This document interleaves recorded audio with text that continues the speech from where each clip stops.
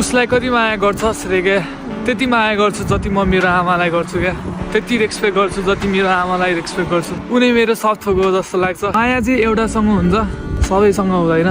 अनि माया सबैले पाउन पनि सक्दैन। कतिजनाले माया पाएर पनि कसले कदर गर्न सक्दैन। कतिजनाले चाहिँ मायाको लागि तडपिरहेको हुन्छ तर त्यो माया उसलाई बुझाउन सक्दैन। अनि कतिजनालाई चाहिँ के हुन्छ भन्दाखेरि केयरलेस हुन्छ, उसले बुझ्न सकिरहेको हुँदैन कतिवटा कुराहरू। त्यसरी नै जाँदो रहेछ लाइफ चाहिँ होइन।